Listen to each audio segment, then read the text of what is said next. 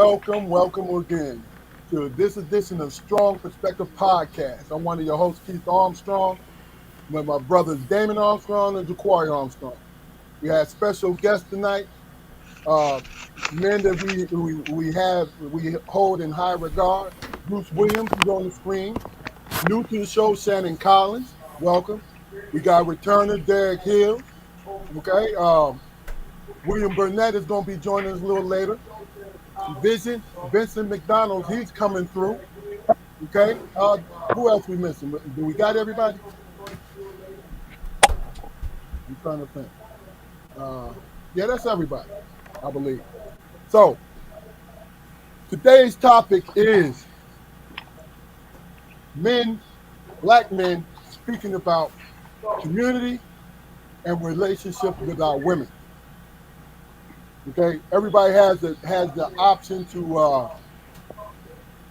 go as deep as they want to or as shallow as they want to. Doesn't matter. All right.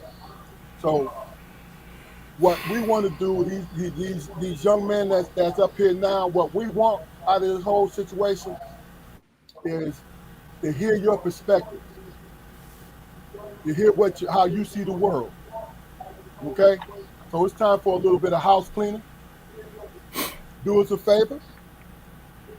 When you see this broadcast, go to our YouTube channel, like, share, and subscribe by the same name, Strong Perspective Podcast.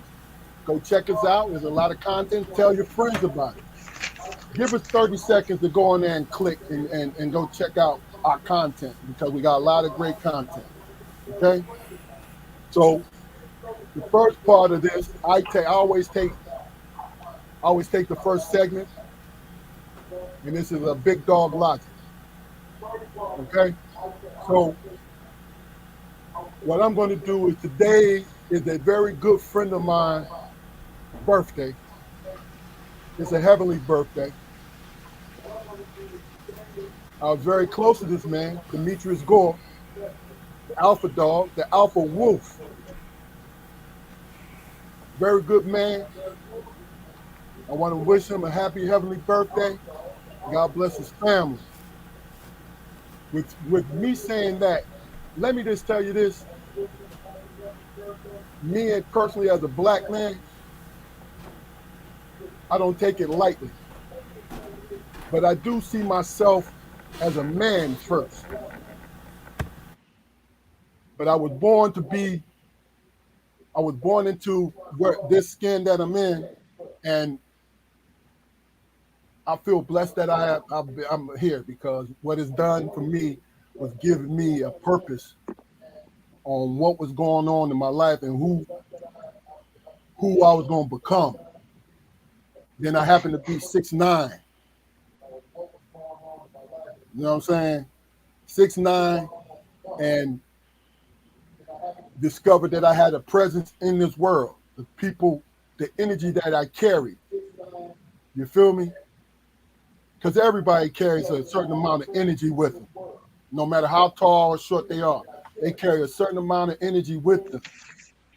It's just, we don't need for people to talk us out of who we are.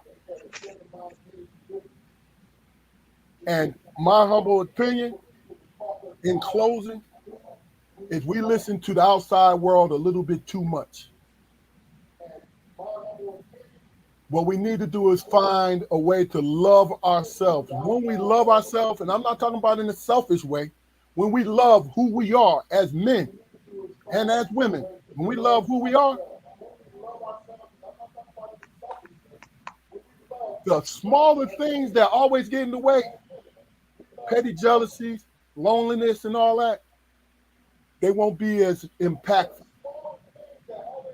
You feel me? This is big dog logic. All right? All right, guys, how y'all doing today? Good. Good. What's going on, brothers? Hey, Damon, how was your day today, bro? Hey, my day was all right, man. Still dealing with this power outage. You know, so I got to take it a step at a time, man. Oh, man. Okay.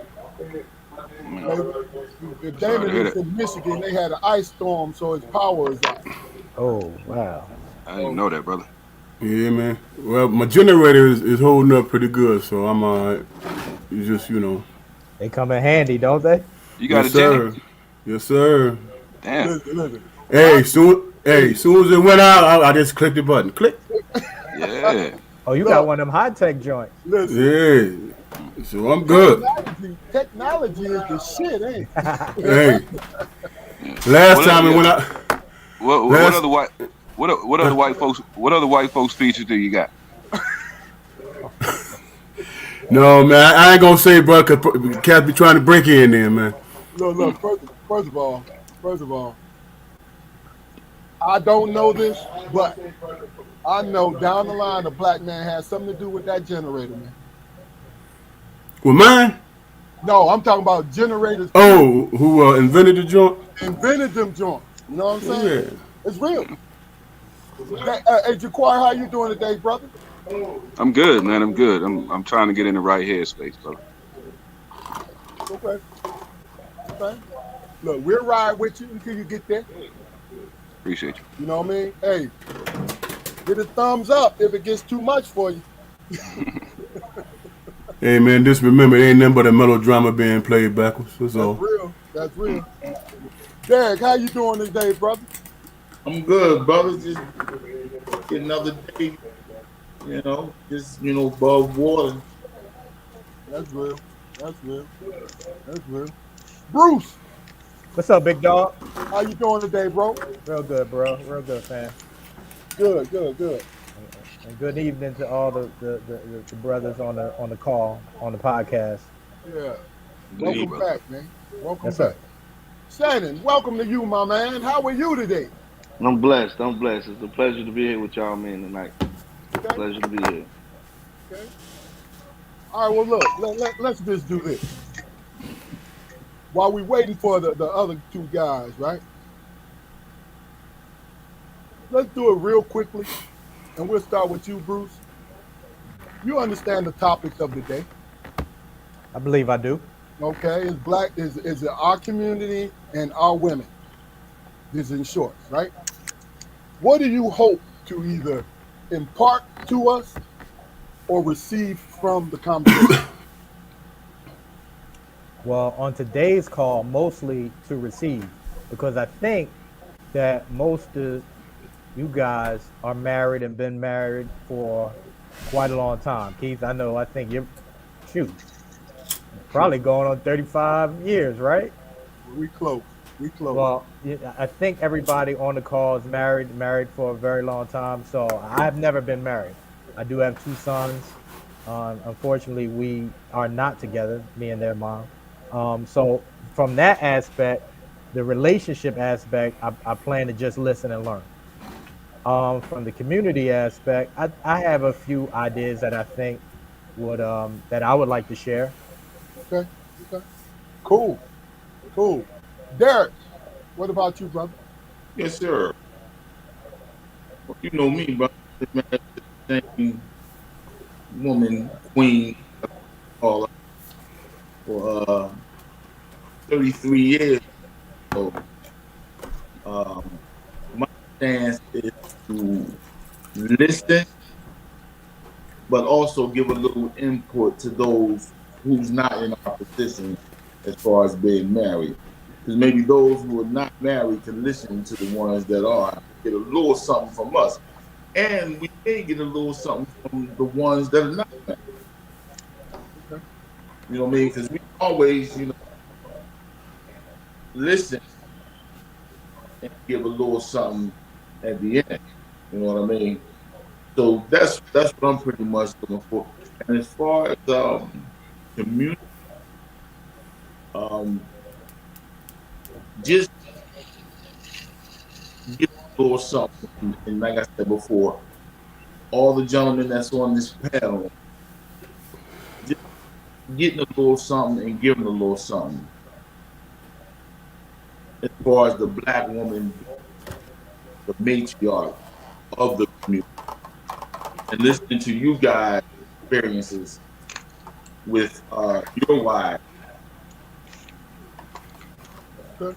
Okay. Shannon, what you think, brother? Oh man, everything I do, I try to find peace and understanding. And these topics that we got tonight is good for that for me. You know what I mean? Because I can relate to certain things. You know what I'm saying? Because I'm not the best at what I do. I love my wife. We've been together off and on for quite some time now, but the love is still there. So I ain't the greatest at love and being compassionate. So maybe I can learn a few things tonight. You know what I'm saying? That's That's good. what brings me peace and understanding. That's good. Okay. Damon. Me, as far as the discussion is concerned, I'm listening to hear from other brothers what you guys' insights are. You know what I'm saying? We're all individuals, so it's going to be different. You know, and just have appreciation. You know, when you can get this many brothers together and kick it about some stuff as deep as this, that's meaningful, man. It's impactful. So I'm looking forward to the conversation, man. Okay. I tell you, I'm trying to debate, and then I'm coming to you, Jaquar. I'm trying to debate which one to start from because I'm kind of passionate about both, but not in when it comes to the black woman. It's not in an insulting way. It is in a way to be able to communicate with her without her feeling as though her needs are being ignored. So what do you think, my guy? Well, I mean, I totally agree with all you gentlemen's assessments and everything, man. But from my point of view, realistically, man, I'm prepared to step on toes, man. You know, that's where change happens sometimes, man. That dialogue, that tension, that tension can bring relaxation to the tongue. So if your feet hurt, that means I step on your toes. Hey, this is a conversation, and if we was in the same room, we'd probably be having a drink. So let's just relax and let it flow, fellas. We're gonna have a good time tonight. Okay. I'll drink to that. I drink to that myself. Yeah. So let me ask you guys a question. Where should I start? Should I start with community or should I start with our sisters? What's on your heart? Yeah. I'll tell you what. Let's start with the sisters. Mm. All right. Kind of have to, bro. Yeah. So the question is, just to let everybody know, I sent everybody who came on the panel, I sent everybody questions. Aaron is stretching. He ready. Yeah. He ready. I sent everybody questions, and we're not gonna go through the whole script, but Since I'm giving hugs. as we go as far as energy is concerned, How you doing? then they'll be coming up. All right. So let's start with an easy one. And the first question is, what do you think the role of the black woman is in our community? We'll start with, let's start with the veterans first, so we can give everybody else a little bit of you know what? Let's start with the toe stump, the choir. hmm What's your answer, my guy? I think traditionally, man, the role of the black woman has been, a support to, not only the family but to the black man. I mean, that, somewhere in the last, I don't know, I would say solid 30 years. I mean, that line has been blurred. Unfortunately. I mean, it's growing up, it was apparent that there were certain hats that both my parents wore. And some things my mother always did, some things my father always did because that was the way that their household ran. I can't necessarily say that, for as far as how things run in my house. You know, and not saying that, you know, I'm sitting over here henpecked or anything like that, but my wife, she didn't necessarily, you see, she didn't have both of her parents in the household to, you know, follow those examples or whatever. You know, she grew up with her father, so her level of control, man, is astronomical, man. I've never had anybody try to control my life, you know, besides black women and white men throughout my whole life. You know what I mean? And it feels like sometimes, and this is like been in my experience with a lot of black women, man. You know, when we first got together, because I've been married, you know, for a long time, so it's been a while since I had a different woman. But it's this thing that they have especially when you're a large person, they get with you or whatever, and they want to show how much they have been able to make you docile. And my question to her has always been, you know, oh, okay, there's certain reasons why we picked each other. You say you picked me because, you know, there was a presence that I had, there was a certain power that I exuded or whatever. But when we're around, you know, your friends or whatever, or strangers, you have this expectation for me to kind of like, you know, bend the knee to you, and I don't like that. I've never liked that, you know. So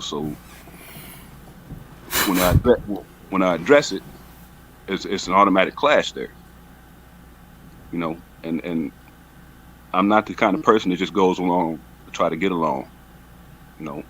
And that's been like a point of contention in my marriage, in my house, and basically all my relationships with black women. Love them to death. Love them to death. I wouldn't have, you know, any other flavor. You know, but as far as their role in the community, you know, it's prominent, it's powerful, and it's changing, man. It's changing.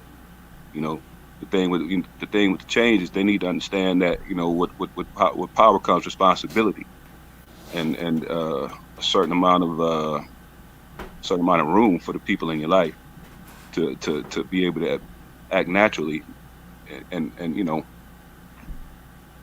be themselves around you. And I don't know if a lot of them are willing to do that. Okay. Well, I'm gonna come back to you, Fluke. Shannon. Hold on, brother. You're muted. Hold on.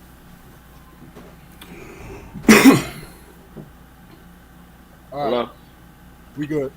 Okay, well, my mother's been my rock my whole life. This has been all I know. I grew up without a father figure, so the role of a woman's been pretty dominant in my life. You know what I'm saying? So being that said, it could be a gift and a curse at the same time. You know what I mean? And so I'm on the fence with that right now. You know what I'm saying? Because it's hard for me to shun my mother because she's done so much for me. But then my lady want to be my mama too, so she ain't done as much for me as my mother. You know what I'm saying? So we working out the balance of that at the same time. You know what I mean? But I feel a black woman is very, very, very, very important to the black community because it can show positive, it can show negative. You know what I'm saying? And that's where the teaching starts, is in the positive and the negative, to me. All right. Do you think? It kind of seemed like it's a little bit of bumping heads a little bit, and how you feel. Yeah, exactly. Exactly. Do you think that's because of the way the world want to paint how we should be towards our women? It's more the woman's idea of how she want to paint herself. You know what I mean? Because the world and women is becoming a different thing.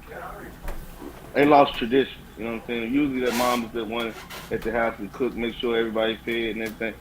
Now the women's roles is changing to the world, to the way society is now, which is a good influence sometimes as far as being self-independent and being secure of yourself.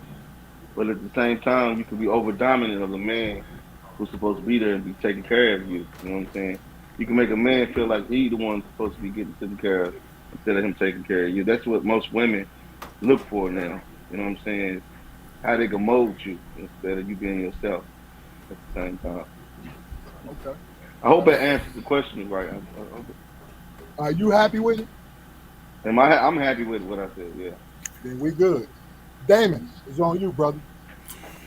I think the role of the black woman today, if you're speaking in terms of relationships, I think the role of the black woman is to understand the person that you build in a relationship is the person that you get. You know what I'm saying? And if you decide whether or not that you accept that person, you know what I'm saying, your whole anticipation of trying to change this person or expecting change, you know what I'm saying, are you really being honest with yourself? Because in the beginning, everybody put their best foot forward. You know what I'm saying? Be that.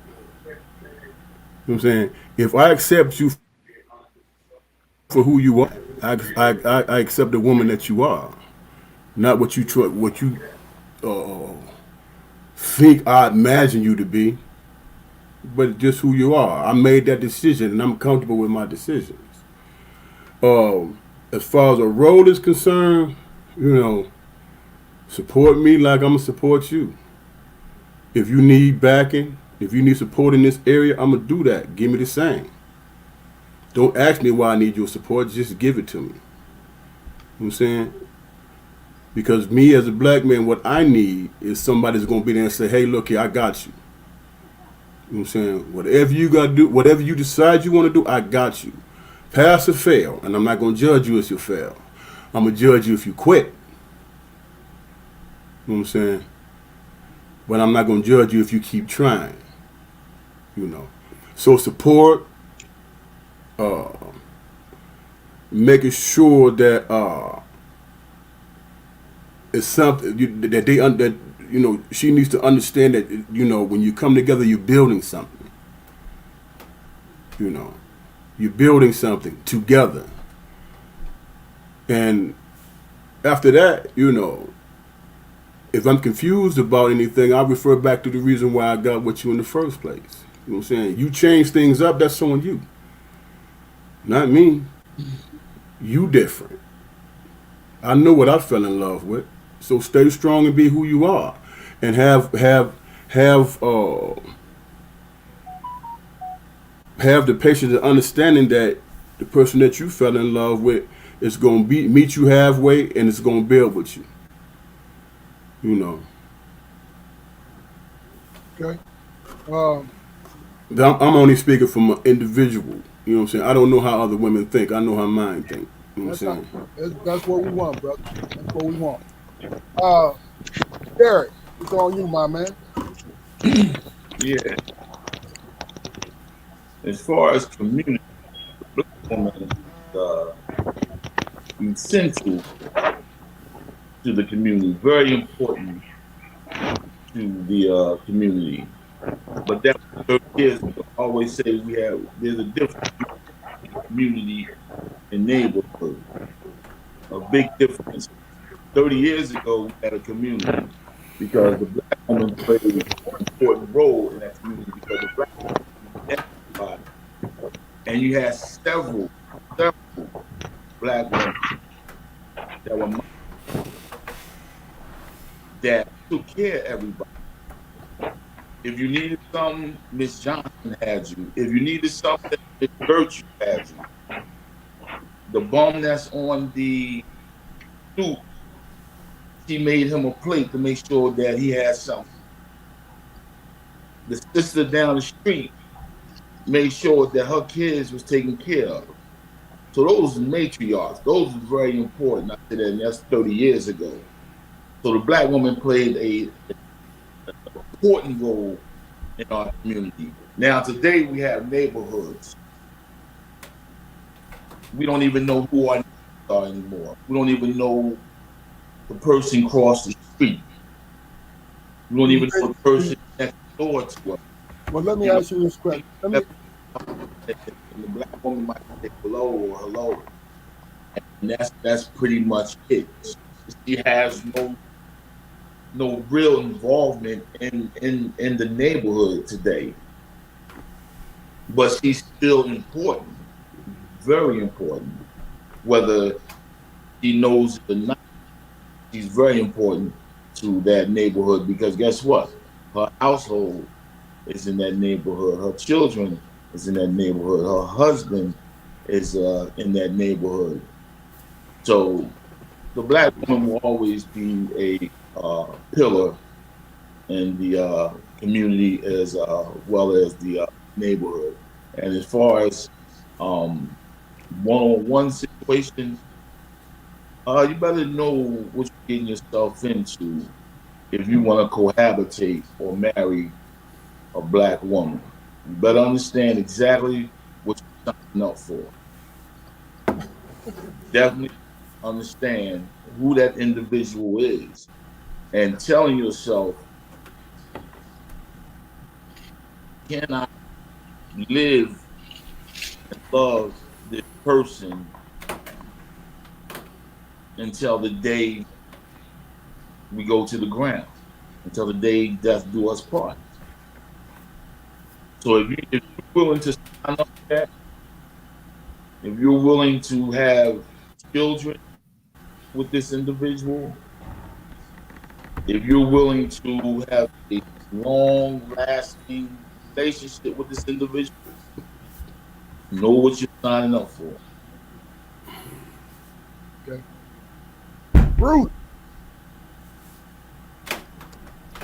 So Hey. Go ahead, brother. my answer is pretty much going to echo what a lot of the fellas have said. Um, so I'm more of a traditionalist. So I think that a woman's role, and I know roles are changing, but I think that a woman's role is more of nurturing and love for the children and the husband. Uh, in terms of community, I think that they should be good examples for other mothers, particularly young mothers, to be good examples, and also to create a village um, for everyone in the community, so that, like what Derek was saying, if some people don't have certain things, then you can fill that void, you can fill that need, and everybody has a unique skill. Everybody can provide something unique for others to be able to rely on you. So creating a village with other mothers.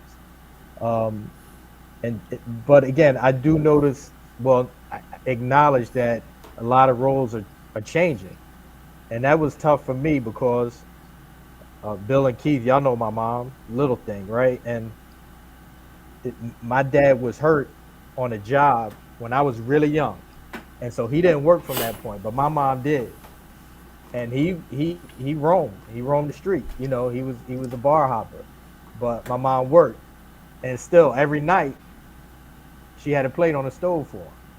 So that's what I saw every day. So that's what I'm thinking a mother should be, and that's why it's kind of hard for me because I haven't accepted that. It's like I'm doing all the right things and I'm still getting shit. Like how, like I've seen my mom like put a plate on a stove for somebody that would come home at 12 or 1. I'm talking every night. I ain't talking Friday and Saturday. I'm talking every night. And so that role in the relationship with women's role changing, that's been hard for me to accept. So, but I'm starting to acknowledge it. I hear you guys talking about you have to adapt and all those. So I'm glad to hear your perspective, you guys' perspective, to learn from that. I'm gonna say something real quick. Then we're gonna bring Bill in. Give Bill, give him the question. See, here's the thing. Like my father, he had a stepfather, but his mom pretty much was there. My grandma was there consistently for my dad, right? And my dad used to tell me that he had father figures throughout his life. His uncles, even his stepfather. He didn't generally get along with him, but he respected, right? And I said earlier that me and my brothers sat down and always had conversation with my mother and father. Real earnest conversation. Yeah, hell, I used to get my feelings hurt a lot. But what I learned was I stood by the truth. I stood by the truth of who I am and how I thought. My friends will tell you that's me. Sometimes I'll come off being looking like an asshole. But guess what? You know where I'm coming from. And I don't come out to insult you. It was just a funny thing. Everybody's talked about it. Like Shannon said that he was mainly raised by his mom, right? My dad was mainly raised by his mom because his two brothers were by his stepfather. So Mr. Eccles was in my dad's life for a better part of his life. But it was always a little bit of contention because he pretty much said, I'll feed you. I'll put a roof over your head, but you're not my son. He made sure of that, but he taught my father a trade. He took responsibility because he loved my grandma, Lucille. Feel me? Big Bill, the question on the floor, how you doing? Welcome to you, brother. What's going on, brother? How y'all brothers doing, man? All right. The Good, question good. on the floor is, real quickly, what do you think the role of the black woman is to our community? Oh man, just say one thing. Me and Bruce's mom was very close.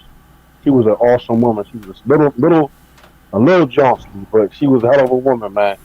She got me at my first real job. She took care of the community. She was a good woman, Bruce. She had a good mom, bro. A Appreciate leader, that, bro. definitely a leader. Like me, I was down the way with Hayes yesterday because I came in second and saying said come get my win. You know what I feel I mean? And we was talking about Tricky Dick and everybody around the way. But I come from a long line of strong women, man. Big dog, you knew my mom. You knew my mom. My dad died when I was young. Boy, I think I was like 10 years old, and that crushed me. My mom stepped to the plate with my sisters. I had real big sisters. Like they was like big sisters. You know what I mean? They took care of you. You know what I mean? They nurtured you. They jumped in your head. My uncles was around. My mom, my uncles was around. My cousins, but as far as I've been around, it's very powerful women all my life, and I respect black women. I respect what they do for our community. I mean, since the crack epidemic and things like that, and now they don't value marriage as much as they used to. See, my mom was kind of like Bruce's mom. My dad do all wrong, but still did everything for him. I can't find a woman like that for me. You said that. I get cussed out quick, you know. I won't eat for days, weeks. You know, I'm not gonna go out and buy cheesesteaks and salad. But but my mom, they nurture like one brother was talking about how they feel. My mom was feeding people around. They were achieving who they was. Like the man, mom, you can't let these people in your house if nobody's here, because you don't know what they're gonna do. But she had no fear like that. She had no fear. She was everybody know her. She gonna see herself get off the corner. You know what I mean? You know you're gonna be on this corner. Get off this corner. Go on to your mom. I know your grandmother. You know, I'm like, Mom, stop doing stuff like that. I'm not doing my to defend your honor. You know what I mean? But I come from a lineage of strong black women who took care of their households, man, and that's why I always got very strong opinion of black women in my life. I must be attracted to that because I seem to always get that, myself. So, listen, I love my sisters. And I love black women. I love what they do, what they stand for. I love everything about them. You know what I mean? So, I'm pro sisterhood. You know what I mean? I'm pro sisterhood. Hope I answered the question, Keith. Oh, yeah, you did. Yeah. With that being said, I want to know your guys' opinion about this. Does it seem that the agenda This is going off script, guys, but like I told you, we're gonna go with the flow. The agenda when it comes to how the outside world describes us in this country, men and women in this country. Does it seem like the agenda is to split us apart as far as pushing the black woman up, which she should be exalted, but pushing the black man down at the same time? We'll Repeat the start with, question, Keith. huh? I'm sorry, repeat the question real quick. Do you think there is an agenda to split the black family apart? Basically. We'll start with you, Derek. Of course. I mean, one welfare for herself and the kids. And we can't hear you. You're coming Okay, in so and out, so man. ain't me then. Okay. Now we can't hear you now at all, bro. Do you hear? Like every other word. You got both your earpieces in? I have none. Can you hear me? We can hear you now. Okay. Of course, the world has an agenda as far as the separation of the black man and the black woman and the family. For example, look at welfare. In order for a black woman to receive welfare for herself and the kids, the black man is excluded from the home. He cannot be in the home in order for this woman and the kids to receive state funding. You understand what? And social media and movies and music, other things put the black man and the black woman in a certain space. They can't get along. The black man oversexed. The black woman don't listen. The black man is lazy. The black woman is too aggressive. So we have to deal with all these things that's coming towards us each and every day. We have to deal with this. And like I said, we're getting it from all angles. And there is an agenda to keep us separated. I remember the Minister Farrakhan said, image is everything. What other people see around the world, the image of the black man, the black woman, they will believe it. They will believe it. They will believe that image that the media rules out as far as pertains to us and our women, which is not true at all. But that's the agenda that they're pushing. Okay. Okay. All right. Well, look. I realize we've been on here for 39 minutes. So, what I'm gonna ask you, brothers, and it's not on you, Derek. I'm gonna ask you, brothers, give us a strong 2 minutes, right? So we can get to everybody. Okay. So, Flo, what you think, brother? What I think, man, based on my own personal experience, man, I can give a damn about the rest of the outside world, man, because they don't know our interactions, man. You know what I'm saying? If I'm, you know what I'm saying, and if she accept that about me, then that's what it is. You know what I'm saying? Anything that's portrayed on TV or social media, all that stuff, that's outside our shit. Excuse my language. That's outside of us, man. You know what I'm saying? Nobody's gonna who gonna come in and give my side of an argument and they don't know me personally. They don't know my woman. You know what I'm saying? All they know is experiences, be it bad or good. All they know is experiences. So If it's a bad experience, a cat gonna tell you, yeah, man, my woman was tripping like that, man, and I wasn't having it or whatever. I'm not gonna take that stance because I respect my woman more enough to not deal with her with our own personal experience, not some other dude's or some other person's opinion about what we're going through. Because it really doesn't matter. They say opinions are like assholes. Everybody got one. You know what I'm saying? But in your own personal experiences, it's meaningful, man. It's just not a situation that you can just comment on and think that that's what it is and it's going to solve every problem. It's not. You have to be personal with your mate and understand why y'all together in the first damn place. So I don't listen to the outside stuff, man.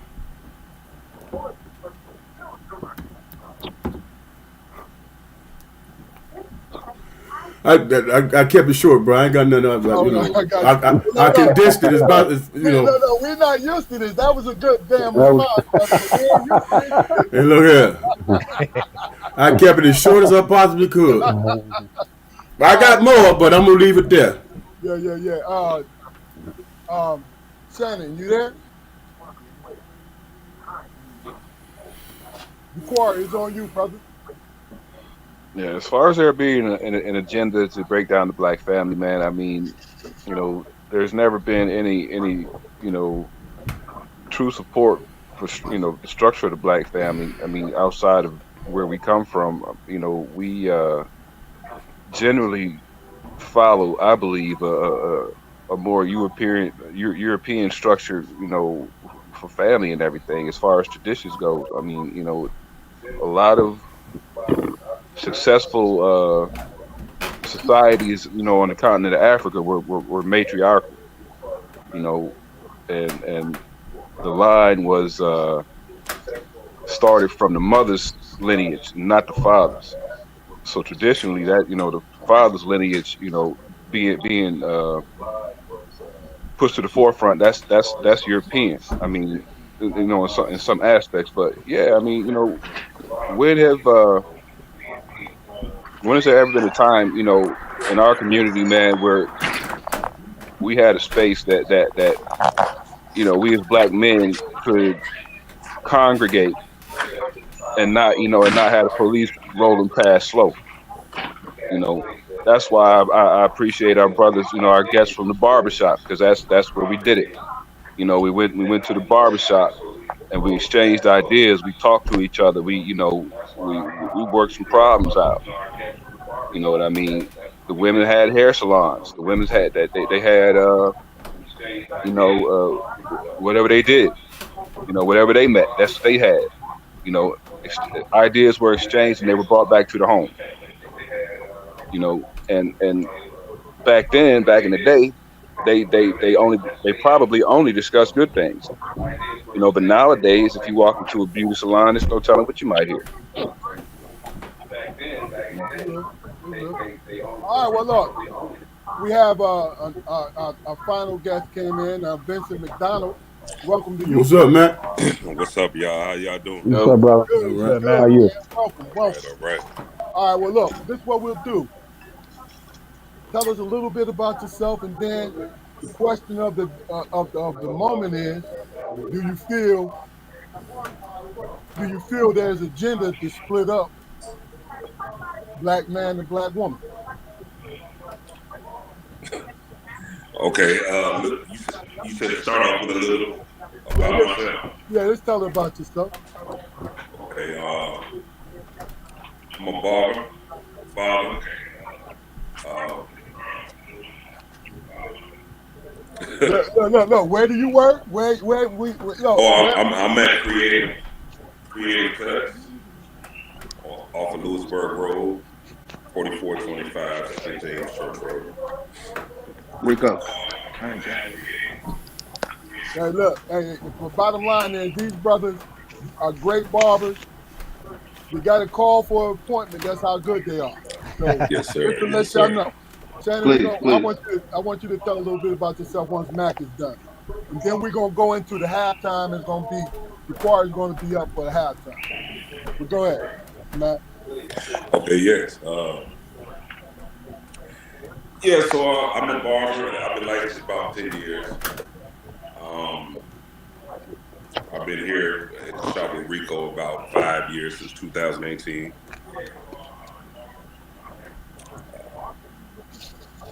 Anything else, Emmanuel?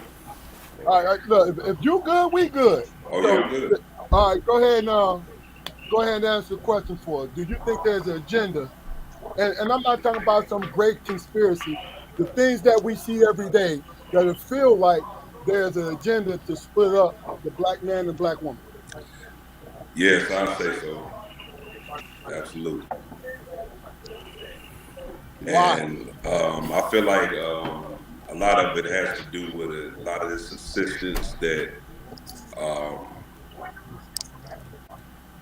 that you know, a lot of the women receive. You know what I'm saying? Because, and the reason I say that is because it's used in the wrong ways sometimes. And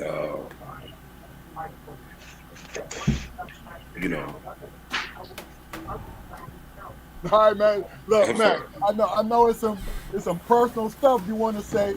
Look, we're gonna let you marinate on it for a second. All right. Okay. Shannon, Mac, like I don't want to say that, man. So I'm gonna keep that to myself. Shannon, tell us a little bit about yourself, then before we're gonna go into halftime. Like Mike said, I've been cutting for 23 years. It's my passion. I work everywhere else. I got other jobs, but barbering is my passion. It's where I fellowship. It's where I connect with my community, and I share my thoughts, positively or negatively. We've all been through it, ups and downs, so it's somewhere where we relate. And I love the fact that the more mature I am, the more I can look back and see other young fellas errors in their ways. And I try to find a dialect or way to express how to get to the right path, you know. So I'm really big on that. I love children. I got 2 daughters, and I love giving back right now. And I can't say that 20 years ago. At 46 years old, I can say it a lot now. That's how I sum myself up. And Shannon, you're located in the same barbershop as Vince and Rico, correct? Yes. We're also creative cuts. These are the best barbers I've been around. I consider them my brothers, and my slogan is "Come again, bring a friend." That's real. Walk-ins is welcome. That's real. And I say it again. That's real and that's rare. Listen, now look, after the pandy, yes sir, Man. that's very rare. Yeah, you know. Jaquari, it's halftime, baby. Mm-hmm. All right, gentlemen, I appreciate your time this evening and everything, man. You know, thanks for coming out and help us, and helping us to kind of push a positive narrative, man. I got to start today's section, man, by giving my brother Damon his flowers, man. You know, he's been doing well in regards to, you know, having a speaking section. He's been doing it, you know, by himself for, you know, close to 2 years now. You know, with the speak on the strong segment, you know. And I gotta admit to you, brother, you know, like I said, I give you flowers, man. This shit is hard. You know, coming up with something every day, you know, for every episode or whatever. I mean, but all right, let me see. I write everything down now, fellas. Please be patient with me. All right. How many times have you tried to go about the business of your day, and some person just has to come along and ruin it, right? All right. What's your first reaction? Is it beef or is it grace? You know, as I mentioned on last week's podcast with the ladies, I mentioned how they were raised basically practicing motherhood, practicing responsibility. But when we were little boys, what kinds of games did we play? We played war. We played, cowboys and Indians, cops and robbers, all aggression based, right? Oh yeah. I can honestly say that I never really had a lot of experience, playing a childhood game that could teach me how to practice, compassion and understanding and just letting people be who they were. It was always some standard that the fellas was trying to live up to, and they didn't necessarily create that standard.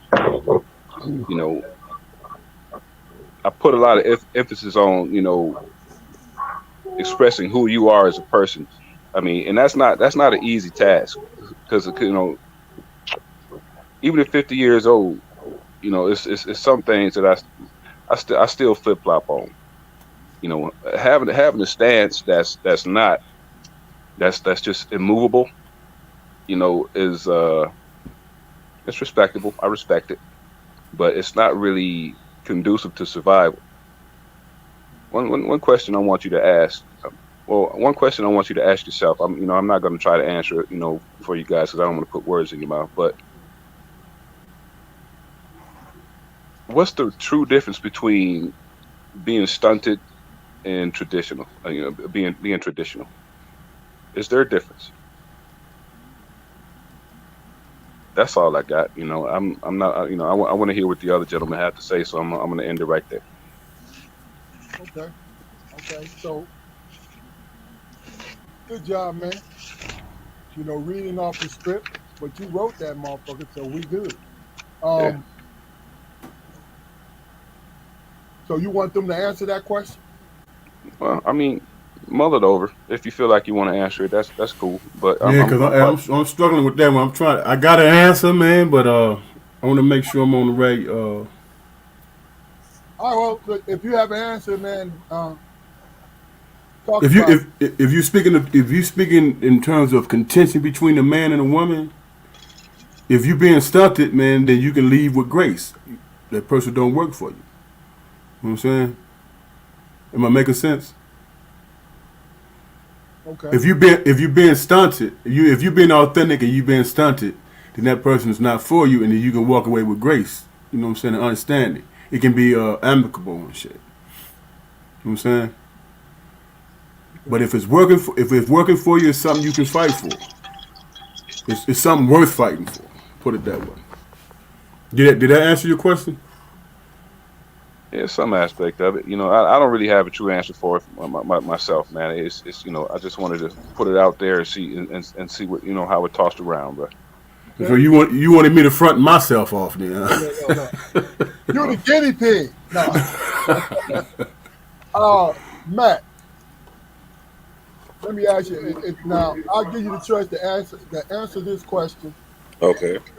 I have another question to present you guys, but you know, you know how you playing the drinking game when you out with the fellas is out in the club waiting on you, Right. and Right. you 3 drinks behind. But guess what? You gotta catch up. So you gonna Okay. answer this question for it. Do you see the difference between traditional and stunted growth? Traditional growth and stunted growth.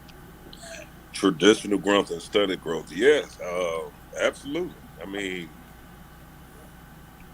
it's different. I mean, traditional growth it was built off of different values. You know what I mean? Versus the things people value today. Okay. Okay. I feel that. I feel that. Uh, Shannon. Yes, yes. Can you hear me? Yeah, we can hear you. Yeah, traditional to me, like back in the when I say he say stunning or traditional, what can you add to this relationship to make it better, or what can you detract from this relationship to make it worse? And back in the days, it was more of we're gonna keep this family together no matter what. Versus now is if you don't love me under certain condition, then you can go. So when you say leaving gracefully, what's grace? Grace is giving your all, or grace is just said I gave enough. So I'm more of a traditional type guy myself because I was incarcerated and I left. I left home. I left my children, and the most thing I wanted most was to get back to my children at all costs. So I had to figure out a way to get along with her to be there for them. So I kind of like did what I wanted to do as far as to get back with her to be with my family, traditional wise, because I didn't want to see no man raise my children. And I don't want to be outside the house trying to raise my children. So I felt like the best fit for me and for my grace is to stay at home. A lot of men's grace might be to stay at I'm gonna lose this and go try to do something else and move on. Mine is there with me. So I'm more of a traditional type man as far as that goes. I'd rather be back in the days because we all dysfunctional in our ways, but we got to find a way to through God first to make it work. You know what I mean? Because without Him, there is no tradition. You know what I'm saying? There is no value, and a lot of women lose that because what are you doing? What are you doing for me lately? Have you did this? Have you did that?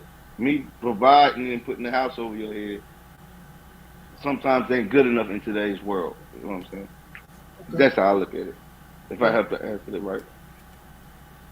It's on you, bro. Yeah, I know. if you happy with it, yes. I speak what comes to my heart. I'm more of a spontaneous. Yeah. I hear what you're saying, bro. I hear Yeah, what you're man. saying. Yeah, If I man. come That's from the heart, it ain't mean truth, and I live in my own truth. It exactly. might not be. That's Bill, what it's this is on you, for. man. Yeah.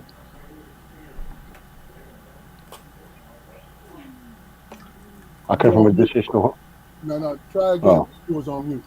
I guess I'm like the brother just spoke before. I'm kind of like traditional.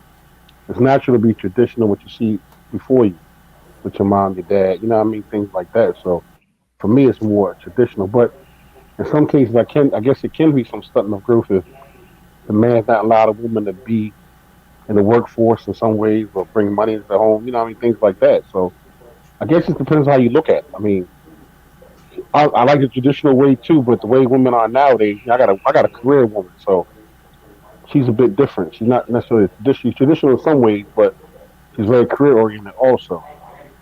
So I guess it's just, I guess it's what you flexible at. You guess you have a balance.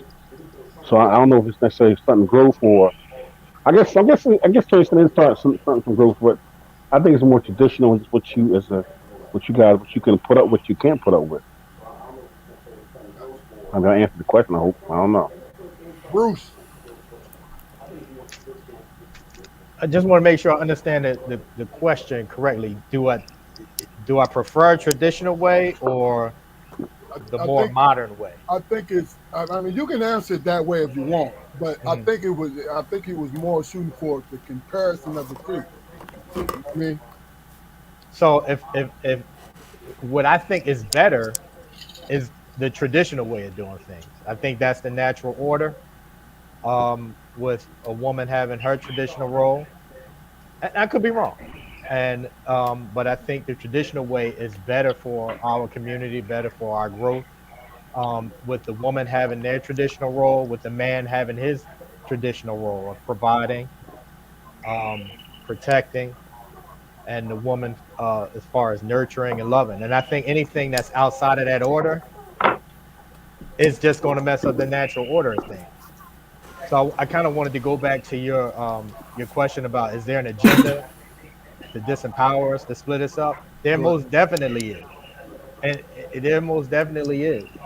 And like, did everybody go to the Million Man March? Yes, sir. think, Nah. think of that day. Just think of that day and how powerful we were. And I think that they know that if we were united like that, black men, that we would be a force to reckon with. So of course there's an agenda to divide us, to to disempower us. And it's everywhere. It's in all society. It's in the textbook that the children read. I think if they got an accurate history of themselves, we'd be much better off. It's The justice system is designed to divide us. The music is designed to divide us. TV is designed to divide us. There's a commercial on the television now, and I swear the main purpose of it is to feminize our young men. It's a medication commercial. Mm-hmm. Y'all all know the commercial I'm talking about. Yes, I could sir. be sitting here watching a basketball game, and this commercial comes on, and I swear I can't grab the remote control fast enough to try to turn this commercial off. Got It's them when they kissing and stuff, say that right? again. They got them when they kissing and all that. Yeah, Yeah, and I don't want yeah. to like shit on anybody's lifestyle. To each his own. But if you don't think that that's an agenda to try to affect our young male, um, then I mean that's just my definition. So to get back to the question, I think the traditional route, and I see someone has a question about what's the definition of traditional and modern. That's my daughter. That's your daughter. Again, it's for the, in my personal opinion, it's for the women mostly to nurture, to love, and for men to be the providers of the household and to protect the household and to teach young men how to be independent and strong and disciplined. Okay. Period. Brother Keith. And real quick on that agenda check, but going back to what Bruce showing agenda. Hold on. I'm gonna let you do that, bro. But Derek has to go because he's the last one. Go ahead, Derek. Me personally, I prefer tradition because tradition is what I see my mother and my father do. Interaction between the both of them. The interaction with my grandmother and my father. How they took care of the kids, how they took care of the house, the things that they did. So that's what I prefer tradition. Because tradition is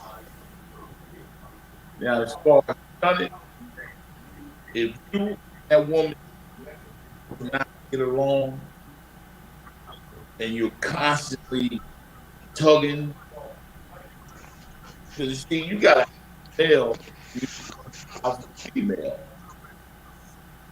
If both of you can't get along, that tugging and arguing and all of those arguments, then it's time for you to let that way you can go. Okay. Bill, what was you gonna say? I was just saying about that. I don't know if anybody has been in child support court before. I've been there before. From a bitter baby mama, but Oh, I've if been any of there you guys, before, but I was working. But go ahead. I was working as a defendant in the case. There's no program. All they want is your pay stubs. They don't ask about trying to get programs to be in the file children's life.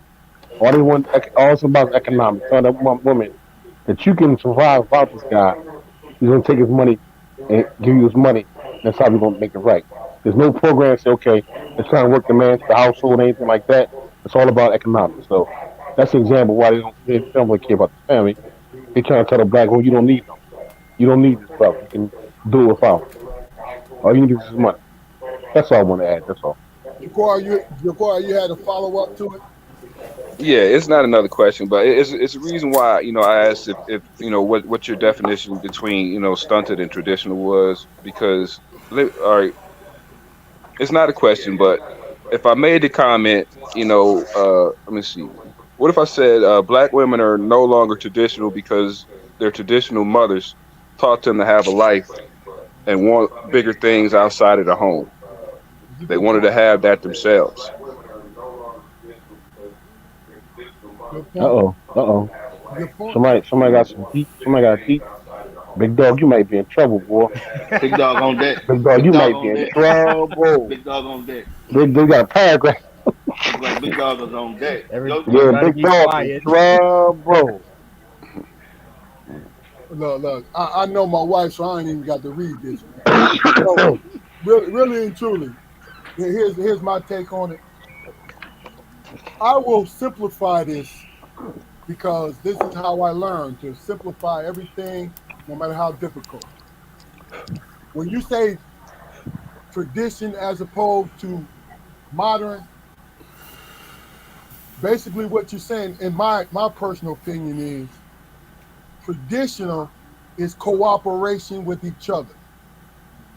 You're cooperating. Modern is leaving room to make your own choices, even if it's against the grain.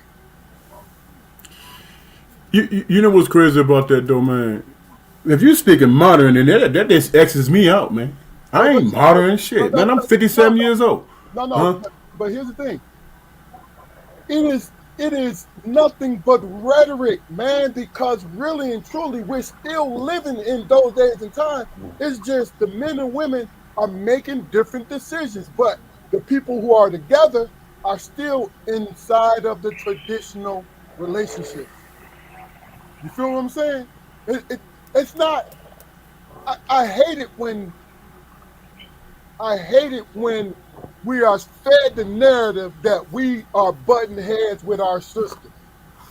And really and truly what we're looking at on social media is entertainment. They are nothing but actors. Because you know why? Because they're looking for the stability. But guess what? What gets them fed? Men and women, what gets them fed? Getting on here and entertaining people, getting those views, becoming famous. We fooled ourselves, and I'm gonna let it go. We fooled ourselves into thinking what we see on our screens and our television is our actual life. And we're not. It's not our actual life, not the majority of it. You know what I'm saying? I would say this, man. I would say this. I don't think most people do that, man. But when people, and I'm talking about men and women in general, when people are faced with adversity more than one or two times, that's when they have the mindset to bail and shit, man. Of course. You know what I'm saying? Whereas in a true relationship, life ebbs and flows, man, and money comes and goes. That's a bar right there, y'all. Yeah, it is. I You like know what that. I'm saying? And that's just the truth. And those of us that's been in relationships more than 3 or 4 years know that. You know what I'm saying? You know what I'm saying? I held, if I'm in a relationship and I held you up and you flowing now and I'm struggling because I neglected my goal, don't look back at me and say, man, you ain't keeping up. You know what I'm saying? That's hypocrisy, man. And if I could add to that, with the competition between a man and a woman, like I said, I was raised by my mother, and I seen her struggle to take and make ends meet. You know what I'm saying? And she was driven to make sure we had what we needed. And learned behavior, like Rico would say, some women learn behavior. They see their mom do everything in the household, and I'm seeing that's what they're supposed to do. But some men have their father in the household to show them. And it draws a line between competition, how much money you making, how much bills you paying, or is we doing it when you're supposed to be one accord at the same time. But that competition is set by the narrative of the white man of what a successful black family or successful family should be. And it draws a line between the man and the woman because they both striving for the same common goals for the greater of the family. But two heads can't lead. Can't be two heads of the household. Somebody got to assume the lead. To me. But Shannon, let me just say this. You are absolutely right, because when you're in power, you try to keep power. But in reality, even if you're in power, you're still the person that's underneath you is cooperating with you because they feel that's the right way to go, or you're making them go that way, but it's still a cooperation. And I'm speaking from the white point of view. Black folks have cooperated with each other because we've been under fire. We've always been under fire, man. That's it. Yeah, but that's where society comes into play, though. They want to give you that dynamic of power.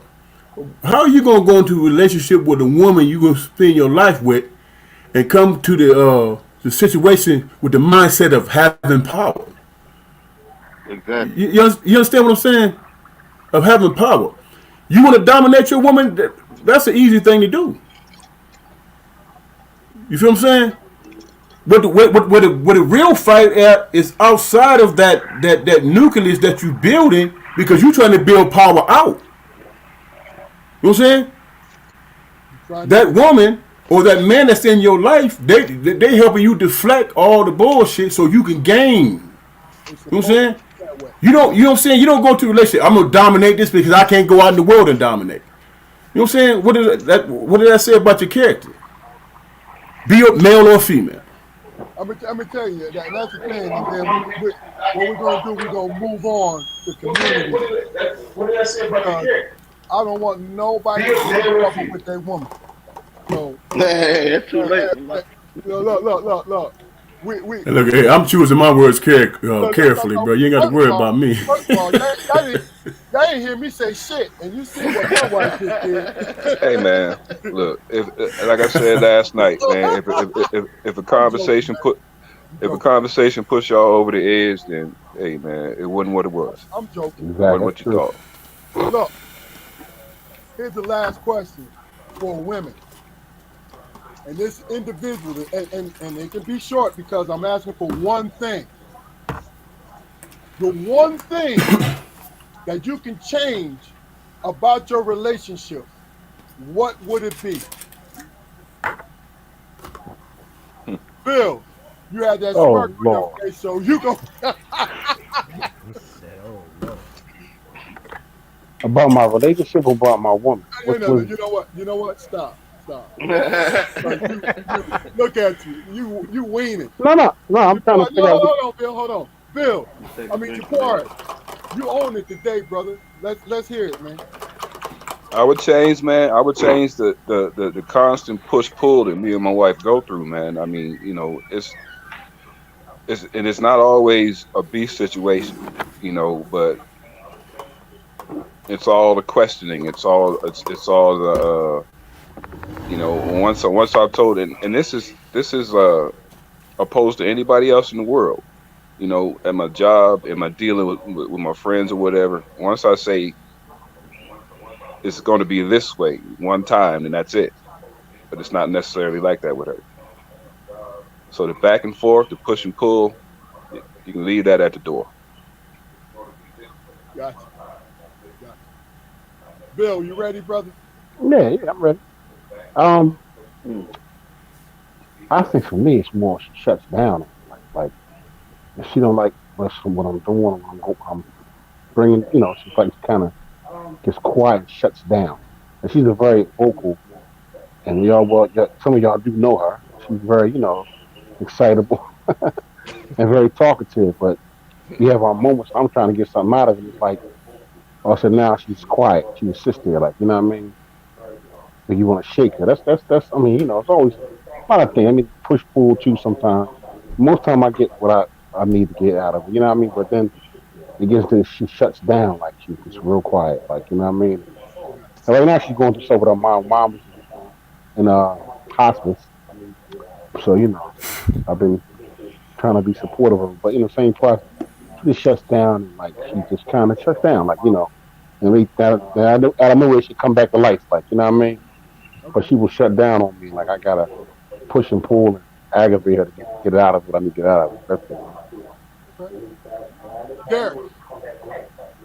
You know, still, me personally, I wouldn't change a thing. I say that to say this. Through all the trials and tribulations, the ups, the downs, people are going to be who they are regardless. No one's perfect. No one's perfect. They're going to be who they are. They are who they are.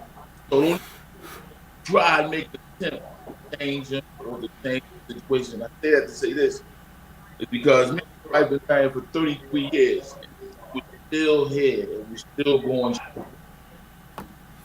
So through all the up and down, trials, that we still here together, going strong. So me personally, I wouldn't change that, man. I wouldn't change a thing. People want to be who they are. I'd rather see who you are than change. So that's my feel on it. Matt. Yes, sir. It's on you, man.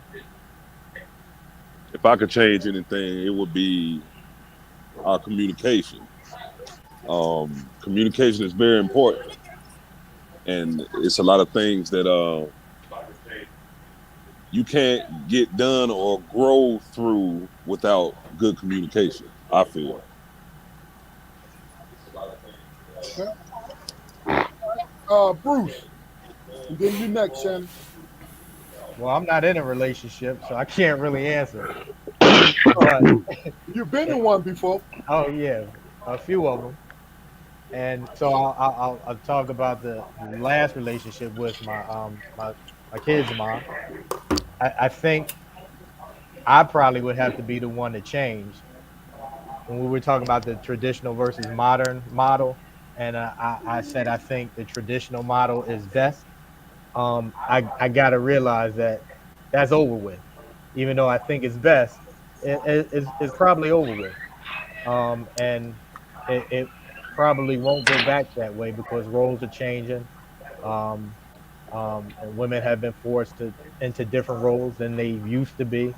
So I so I would just have to say that I would probably have to change to be more accepting, to be um, um, a better listener, a better communicator, just different, better mate. And that's it. Okay. Okay. Shannon. I'm glad I had enough time to think about it. My probably be I've been with my lady since '96, so we got together early age, and my maturity back then wasn't where it is now. If I was a little bit more mature, I'd make it a little easier for me to show her who I am today. You know what I'm saying? As far as being that man that she needs. You know what I'm saying? Because I fell short a couple of times, and it's hard to regain my trust with her. So my maturity level is probably what I would like to change. Being that knowing how to be a compassionate man, knowing how to be a protector and a provider at the same time, it takes some work. You know what I'm saying? It takes a lot of fellowship with other men that does it as well, which I never had that. I never had that man in my life to show me how to be compassionate to a woman without trying to get sex. You know what I'm saying? So I feel like my maturity is a lot better now than it was then. Okay. That's a real and honest answer, bro. Yes, Straight sir. Hell of up. an answer, brother. Hell of an answer. Uh, Blue, it's on you, brother. If I was to change anything, man, it would be my own personal goals, man, because I haven't met my own personal goals. Anything about my wife, I wouldn't change because she's always been supportive, man. You know what I'm saying? Even if when it got on my damn nerves, you know what I'm saying? She was always consistent with that. So honestly, if I was to make any change, it would be personal goals. Okay. Shannon, you said you had to leave, brother. Yeah, I gotta pick my daughter up at 9 o'clock. Okay. All right. I'm waiting on her. You, I'm waiting on her to text me. you better not be late. Yeah. Nah, she gonna text me. Yeah. She ready. I'm going to answer this question because I have an audience, and the men that know me on here know I speak from pure honesty. I would not. What I would change is understanding how to be flexible if I don't agree with shit. I would not, because Good answer, Q. Good answer. Good answer. really and truly, You better I answer that can be like that. stubborn. I can be stubborn as hell. And Good answer, Q. Good answer. Good answer. really and truly, this is why I say this. Because I refuse to ever see my sons. If my wife raised her voice at me, I refuse to ever see my sons see me back down when she raised her voice at me, whether I was right or wrong. I refuse to do that because I don't want my sons to go through the way that they looked at me. This is why I said I needed to understand better, right? Because the way they looked at me, when they got into a relationship, they would have thought it would be okay if somebody talked to them any kind of way, right? Not saying my wife talked to me any kind of way, But my point is, I believe in united fronts, and the business of me and my wife, my sons, is not ever here. So I became the bad guy and the ogre when there was a back and forth because you will not long talk me in my house. You know what I'm saying? That is immature as hell, I admit. But there's certain things that you need your children to understand how they should carry themselves. I needed that myself. You feel what I'm saying? Yeah. And that's the truth, because my wife know I love her, and kid know that I will give her anything that she wants. But she also knows if I don't agree with her, I'm gonna let her know without hesitation. And I know how to say no, even though the majority of the time I've said yes. All right, now, Damon's daughter presented a question, and I want you guys just to look at it, what she wrote. And Shannon, I know you have daughters. Mac, you got daughters too, right? So Yes, sir. Shannon, Two. Mac, and Bill. I want y'all to answer the question that's on the screen. Derek, too. Yeah. Hey, I'm gonna go first. I'm attracted to a strong-minded woman. That's the gift and the curse. So I want my daughters to be strong-minded, just like their mama. I want them to know the difference between one and two. But at the same time, that's why I'm here, to show them how a man's supposed to conduct himself with a strong woman. Okay. Vince, what's up, brother? Yes, sir. Kind of agree with Shannon as far as strong woman. I'm teaching my daughters the same thing, and not to just fall for anything. You know, as far as being submissive, I would say if the man is the correct leader, if he leads correctly, I believe that it's necessary. You know, At least have a in final some word. ways. At least have a Yes. final word, a respect Right. word. Yes. Hey, Derek, you go Right. after Bill. Go ahead, Bill. I mean, yeah, she has to be submissive to an extent, sure. To an extent, she has to be. So I would want them to be, not be abused, not to be abused or disrespected, but to be submissive to a good man, a good strong man. Yes, of course. I mean, I'm not kind of the brother. So I'm kind of attracted to strong-minded women also. But so I'm used to a woman who can stand up for herself. But the same process, yeah, I would love for them to be submissive to a man. Yeah, as long as the right man. It was the right man. Derek. Sure.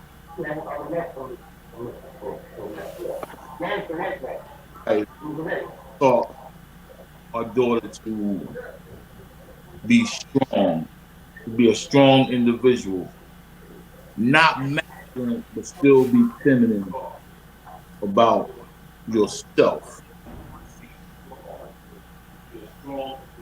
And to me, a strong, like I said before, is handling adversity.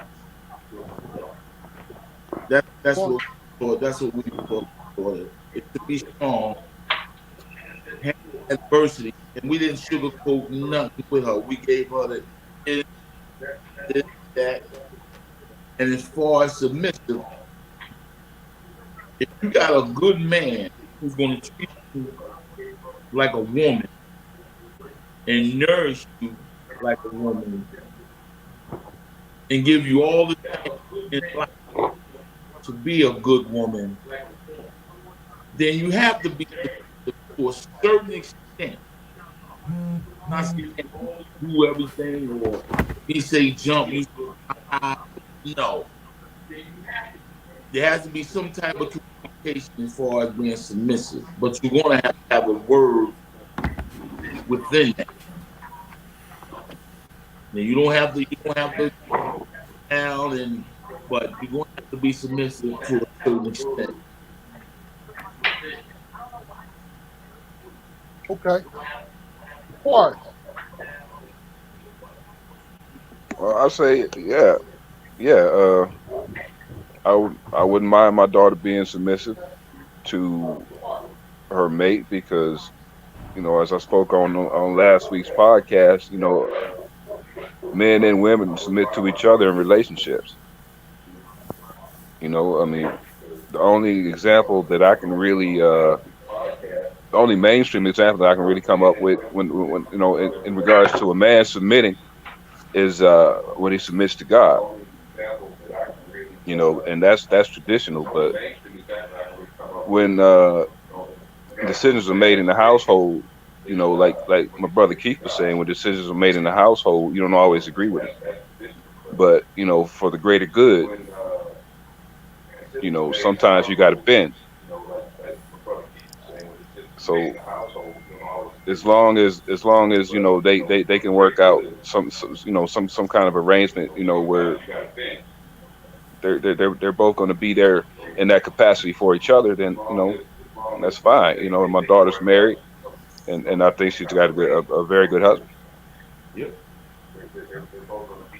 Okay, well, hey, listen, everybody, Shannon has to go, but thank you, brother. It's a pleasure, bro. It's definitely a pleasure, man. Thank you. Like Rico would say, love your wife like you love God, so and everything else will follow through. That's real. That's real. You're welcome back anytime, brother. You're welcome Appreciate back anytime, man. Appreciate it. Okay, God now, bless, man. Bless. Be safe. I got a question. What we're going to do? All right, well, we got to say goodbye to Bruce also, because Bruce has to break up out of this camp too. And All right, bro. Sorry, Yeah. fellas. Yeah, Always good to see you, man. I got a hard stop tonight. My bad, fellas. All right, be- brother. Hey, be good safe, talking brother. with y'all, family. Thanks a lot. I learned a lot Thank tonight. you, man. Truly Always, did. man, always. All right, Bruce. Yes, sir. Have a good one, All bro. right, bro. Yes, sir, fam. Hey, look, what we're going to do, we're going to address question in the communities, man. Then I'm going to let you guys go. You know what I mean? But we definitely got to address this thing because I'm glad Mac is here because he'll tell you they have that kind of barbershop. You know what I'm saying? Where there's a lot of conversation about community in it. You know what I mean? So the question I want to present to you guys is this. And it's a simple one. And you don't have to really go in deep in it, especially if you haven't thought about it. And when I thought about the question today, I said to myself, have I really thought about this thing like this? And the question is, where are our leaders in our community? And do we have any? Speaking in general, now I know when it comes to grassroots, we have plenty of leaders, man. There are people in different communities that lead in the community and helping others and all that. But I'm just talking about on the national stage. What's your opinion? Let's start with you, Matt.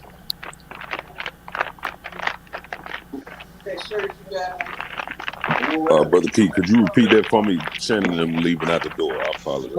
Okay.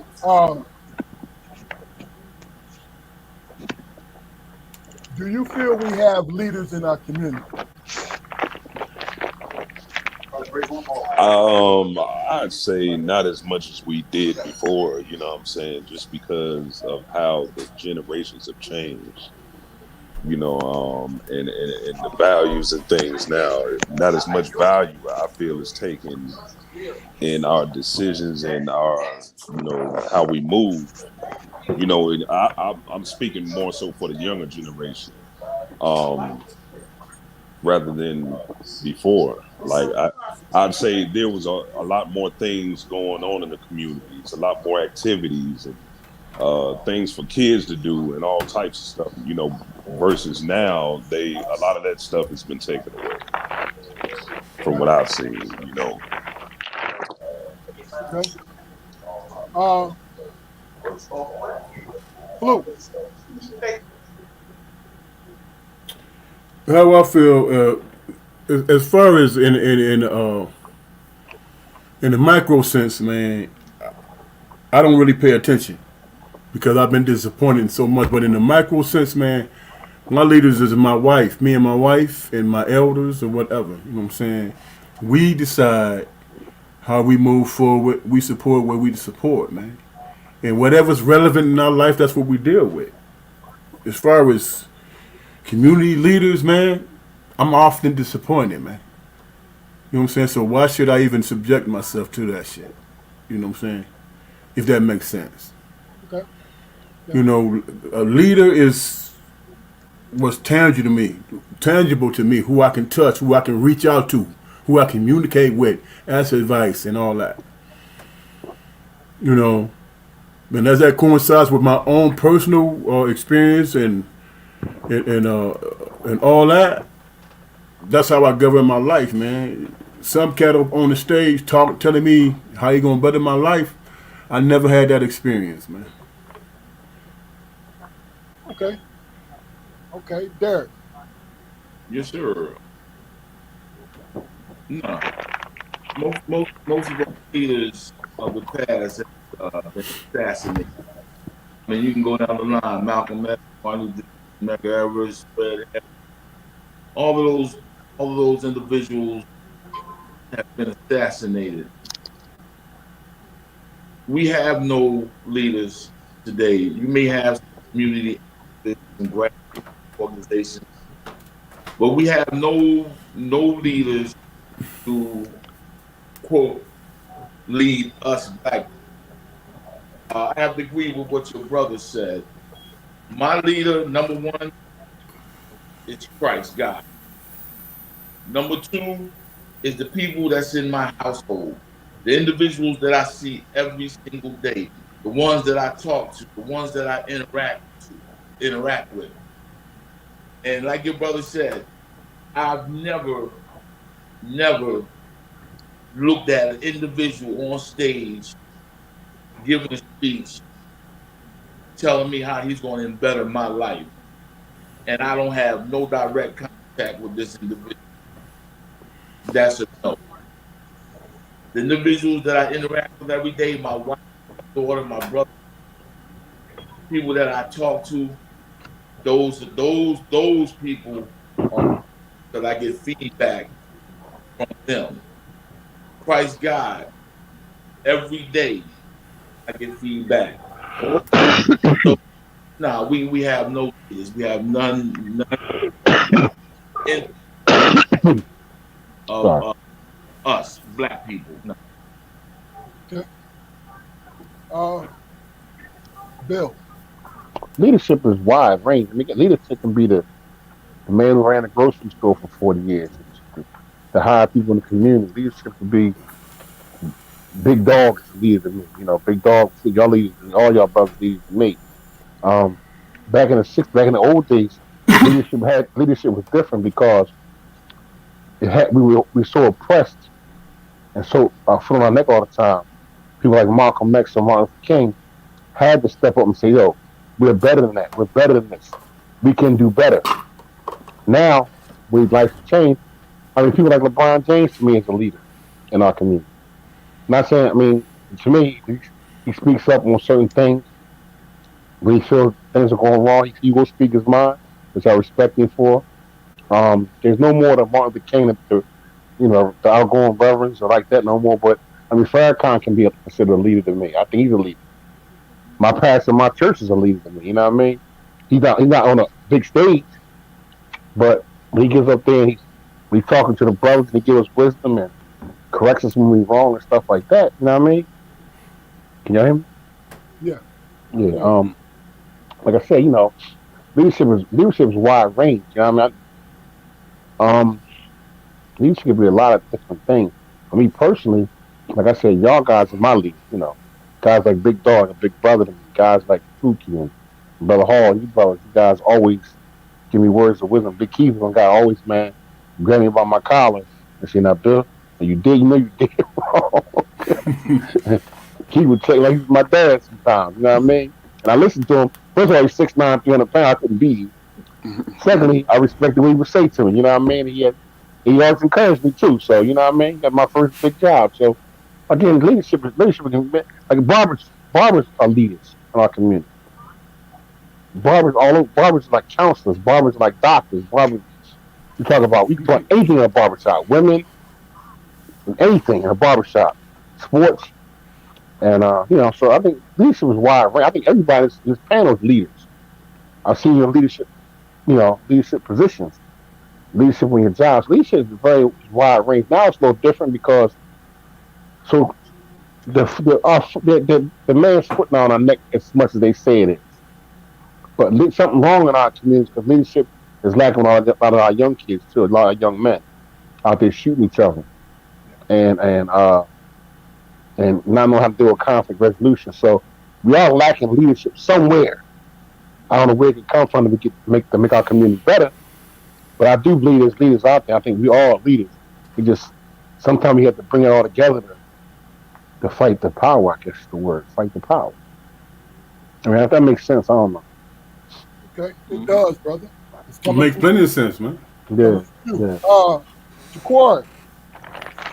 Well, on a national level, man, I'm going to say no. We don't have any leadership, and it's for one. In my opinion, it's for one specific reason, man. It's because everybody's got dirt on their face. Everybody. And nowadays, when somebody's an eloquent speaker and they have good ideas, the very first thing we Google is the skeletons in their closet.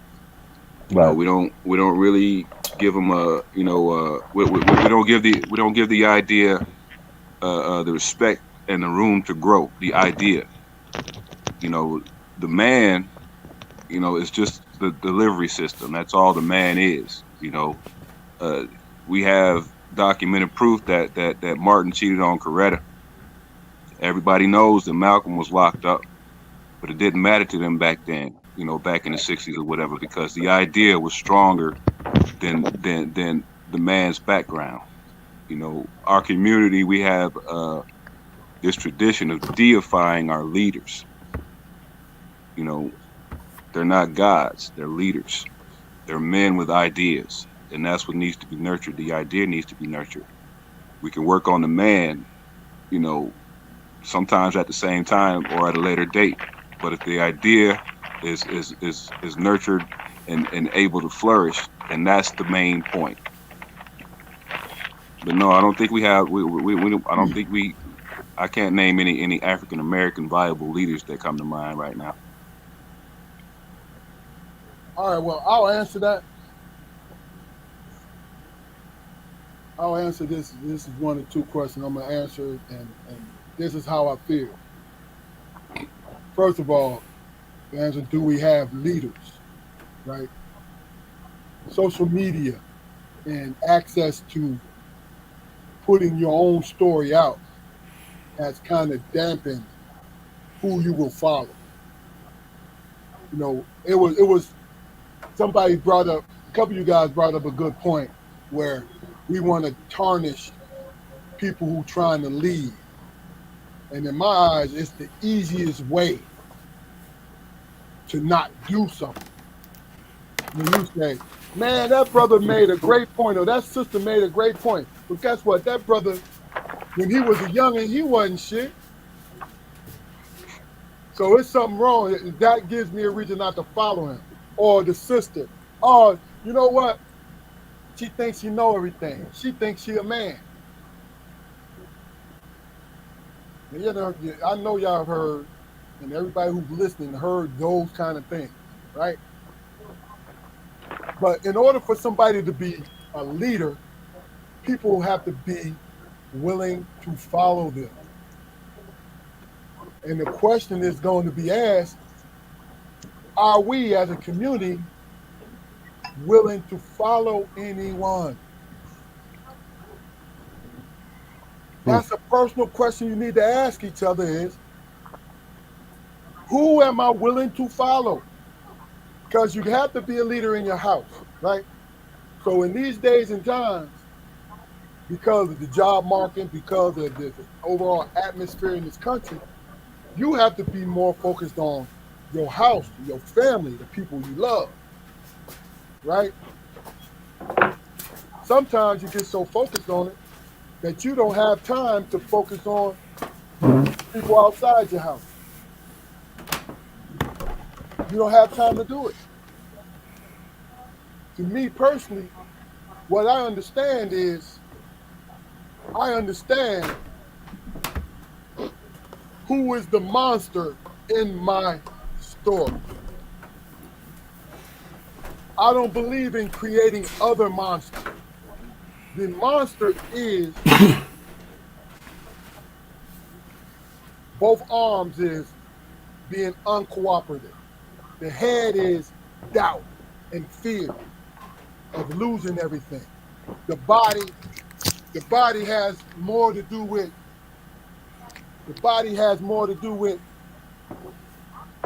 you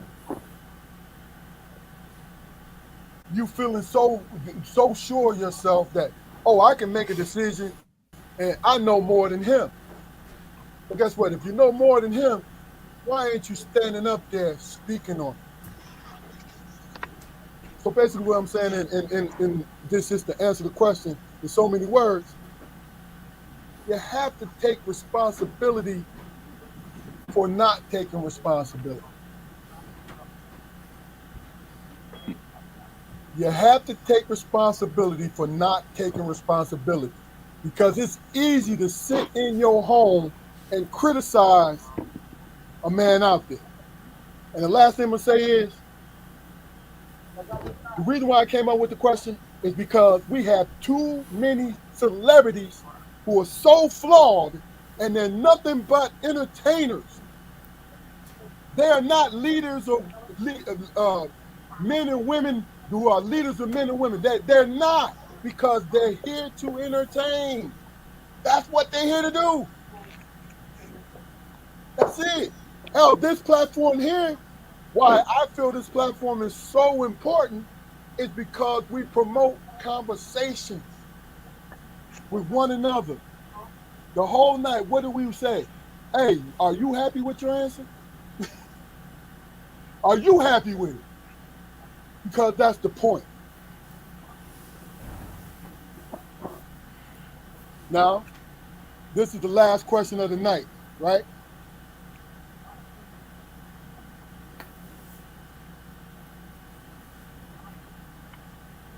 Well, I got two questions, but this one, just give me a quick answer, because you know yourself.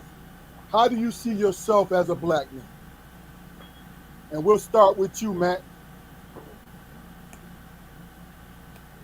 How do you, brother, no general, I want you to give your opinion about you. Okay. You feel me?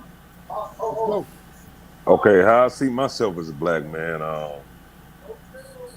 I'm not perfect, but I'm still learning, and I'm doing the best to be the best version of me. Okay. Derek. How I see myself as a British in America, room for improvement.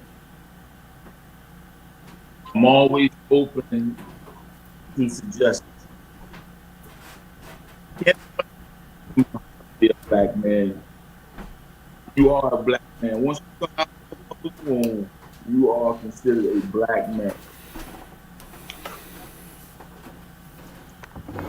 Pillar to others. I want others to look at me and say, you know what? That's good. Yeah. He did what he had to do. And he did but he was bald head too, dude. Okay. Okay. Bill. Me as a black man, I'm flawed. I'm maturing better than I was. I was a little immature to an extent, but I'm maturing. I'm learning how to be a better black man. I'm learning how to be a better leader to my families. One reason why I'm thrust into leadership because of death in my family and things like that. So I've now become like the almost like the senior, one of the seniors in mine. I'm only 54. So flawed, keeping the ship steady, um, learn, trying to figure it out every day. Learn something new every day. Blue. First of all, I see myself as a black man, and I make no excuses for that shit, man. Yes, sir. Secondly, if I recognize the fact that I am flawed, like everybody else said, then that's my responsibility to understand that I am that and to address it. And I address it in terms of the people that surround me, man, that depend on me. You know what I'm saying? So I have to be honest. So I'm an honest black man about who I am. And I do not hold nobody. I don't give a damn what anybody else think, man. The Quart. Well, I see myself, man, as in regards to being a black man, is more. I would say a traditional conundrum, man. I mean, sometimes I'm all over the place. I look at our role in society, and I question certain things, but I always roll back around to tradition, man, because the older I get, I do realize that I would describe myself as a noble savage. You know what I mean? That's just what it is.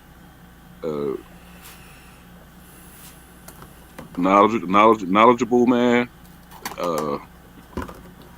Open to building relationships, but I'm steadfast on the things that might turn me off, and I don't compromise those things. There's very little wiggle room in my way of being nowadays, and that wasn't always the case. I used to be very, very affable, but it didn't really do me any good to give everybody a chance. Didn't do me any good because people saw it as weakness. There's still some aspects of it there, but I kind of temper it, from person to person interactions. Okay. All right. Last question of the day, then we're gonna go to your final segment, Flo. Really and truly, I'm kind of stuck on both because I really one question. Okay, fuck it. It's been one of them kind of nights. Do you think black men are jealous of one another? Explain your answer.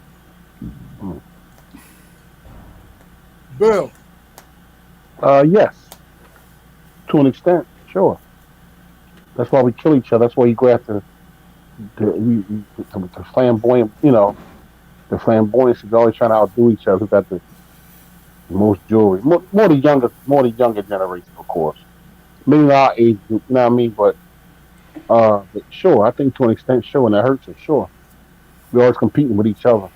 We don't have to. Okay. I worked in jails, sales for a long time. With young boys who was fighting over the stupidest stuff. You know what I mean? You know how it was, Keith. Stupidest. Like stepped on my shoe, or you got Jordans. I don't have the Jordans, or a lot of envy and jealousy. So, yeah, I guess to an extent, sure. Yes. What was the second part of the question? No, you explained it. Yeah. Okay. All right. Good. He was pretty straight up with it. I mean, that's what I see in my community. Listen, I'm from Philly, man. I see my community every day. Yeah. Every day we shooting each other with it. I mean, Mr. Hall can say the same thing. I hope every day, man, we shoot each other with stupid shit, man. Like petty, no conflict resolution, Yeah. snatching, still snatching chains, being jealous 'cause this man got more than what you got. I never been like that. I always saluted a brother who had more than I had. Yeah. I want to find out how you got it. I think you got it legally. I saw Key with that new truck. I said, Key, how you get that truck? That's how I got it. Okay, I'm trying to get me one too. Yeah. You know what I mean? You got a fat truck next week, huh? You know what I mean? Yeah. So I think so. Yes, I think a lot of jealousy in my community. Yes, I do. A lot. Mac is on you, and like I said earlier, look, what you do for a living, you see everything. Yes, Hmm. sir. So what do you think, brother? And I agree. I like yes, absolutely. And sometimes it can be some of the closest people to you that will, Yes, sir. be hating on you. And you may not even realize it. Like out the gate, you just kind of, they'll. Some people try to carry themselves a certain way, and um, and if you're not paying attention,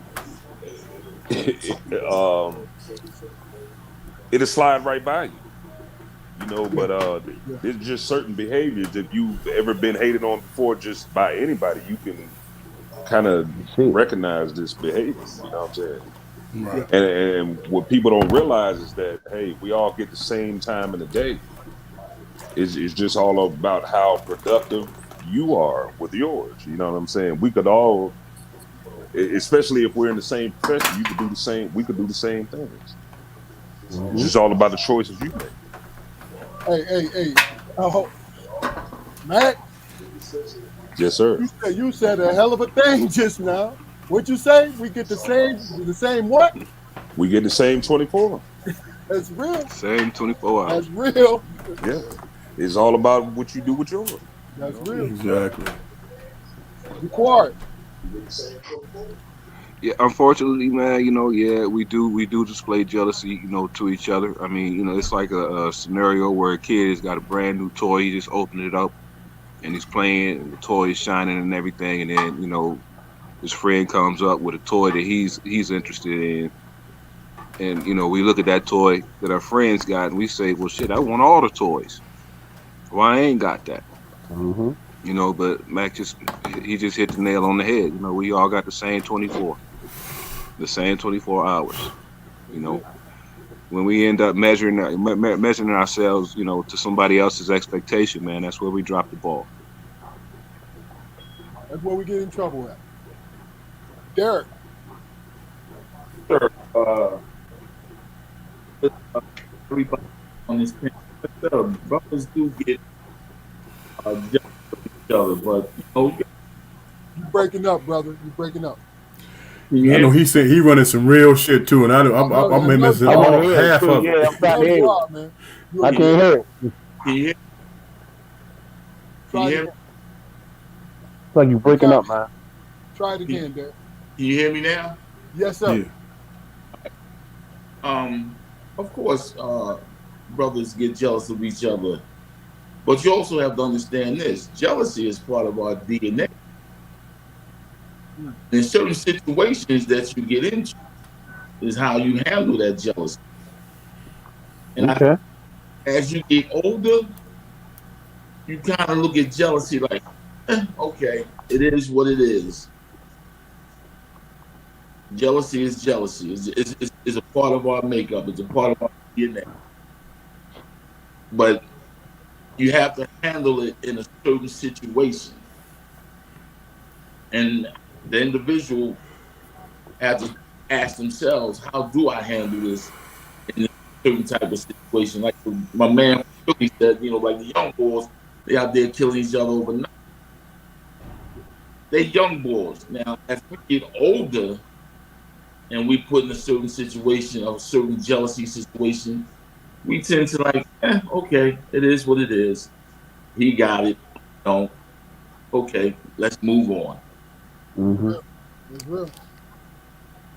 Hey, Flo, Answer the question, then we're gonna go speak on the strong, baby. No, this is how I feel, in reality, man. With my parents, man, they always showed me what I was great at.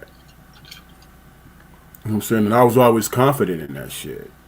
It's when people I pay attention to who didn't have my best interests in hand made me feel jealous of the next man because my shit they tried to make me feel wasn't good enough. So in that ignorance, in that youth, like Dick was said, I fell for the madness. You know what I'm saying? And I started paying attention to what I was great at, and I started paying attention to what another clown got and say, damn, he think he better than me. And I ain't never had a conversation with that brother in my life. You know what I'm saying? It's the little minions around me talking about, hey man, his car look better than yours. Mm-hmm. You know what I'm saying? Or he dressed better than you. Or his girl pretty. You know what I'm saying? All that. And it's like, yeah, we succumb to jealousy, man. Because we look outside of ourselves. You know what I'm saying? Damn. Damn. Well, that's pretty much what everybody's saying, though. You know what I'm saying? Look. You want to talk about bars, man. What the fuck? Man, you silly, man. No, man. That was real. Go ahead, dog. Go ahead. I'm sorry. I'm sorry. No, that was it, man. That's what I had. You know, I just pretty much piggyback off everybody else. You went for? Oh. It's supposed to. Oh, I'm sorry. Ja'Quari, did I went. Bad, man. Oh, you went? Oh. Yeah, he did go. Okay. Okay. Damn. Well, no. I'm gonna go again. No. All right, Fluke. Speak on it strong, man. We're gonna wrap this thing up.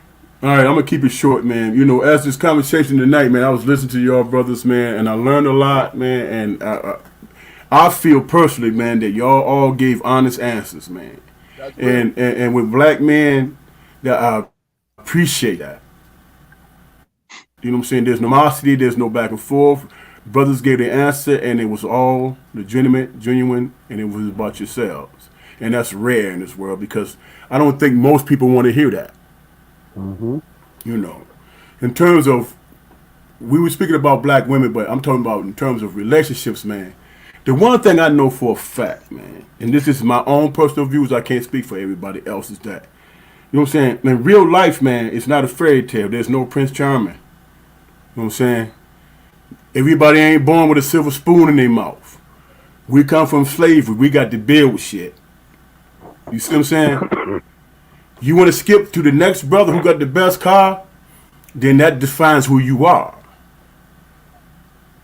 You want to skip to the next sister who got a good job, and you leaving the sister who's really down for you, then that defines who you are. You not ready. You know what I'm saying?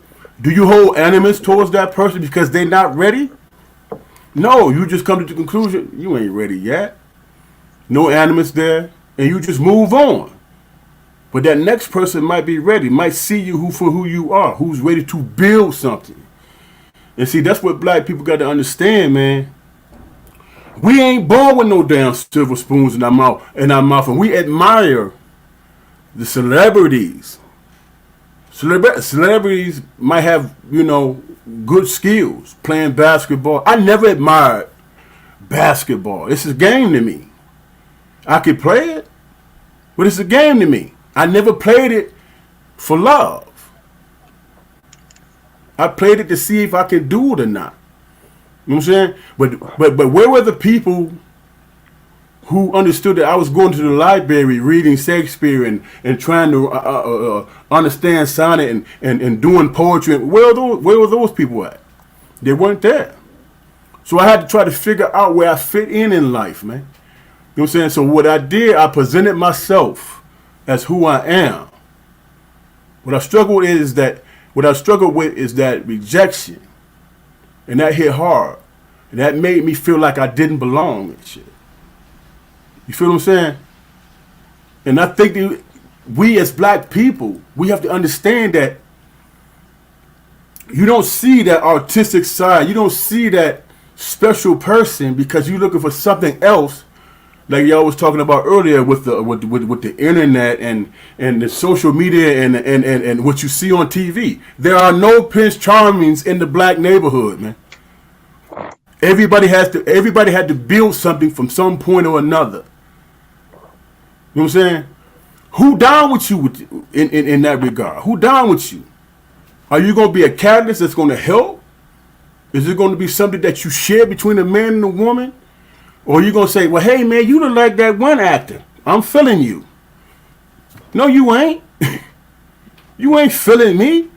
Because when you think about me, you thinking about this other motherfucker. You feel what I'm saying? So are you interested in knowing me? My flaws? Because there's not a person on this earth that don't have flaws. We are all infallible, man. Mm-hmm. So don't get into a relationship if you're not willing to understand the person that you're getting into it with. If they don't meet your criteria, then it's okay. It's all right. Hey, man, you know, I thought it would work, but it didn't. Yeah, I wish you the best. And you move on. In other words, get your ass out of the way for the next person to come in and that right person to come into that person's life that you rejected. You know what I'm saying? Don't pass judgment. Oh, this dude, he ain't pay my bills. Oh, okay. You want to judge me for not paying your bills, but you can't get up off your ass and pay your own bill. You know what I'm saying? So what did I say? What did I say? You wasn't the right person for me. You know what I'm saying? So we as people, we get shit convoluted. What we ain't getting. It ain't about what you ain't getting, it's about what you bringing. You bringing your best self. I would rather be judged by my best self. You know what I'm saying? Than by some clown that you reading in the magazines or watching on TV. You know what I'm saying? Because I can live with me. Not no fictitious ass dude over there that you wish you could have. There are no Prince Charmings, man. Or Sleeping Beauties. Because we as black men, we love Sleeping Beauties because they don't talk as much. Just keeping it funky.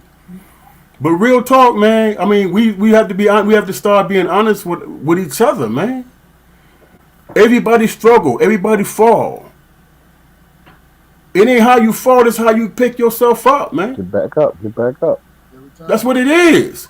And then when you're picking yourself up, you don't pick yourself up out of animus and who did you wrong. You pick yourself up by who inspired you.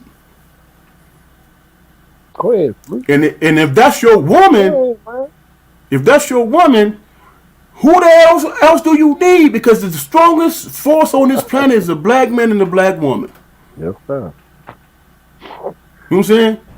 Because everybody trying to have at least 25% of our color, man. You know what I'm saying? Real talk. And that's all I got to say. At least our culture. Exactly. Right, look, last quick words, man. We're going to shut this episode down, man. Great episode. Thank everybody who came on. Mac, any last words, brother?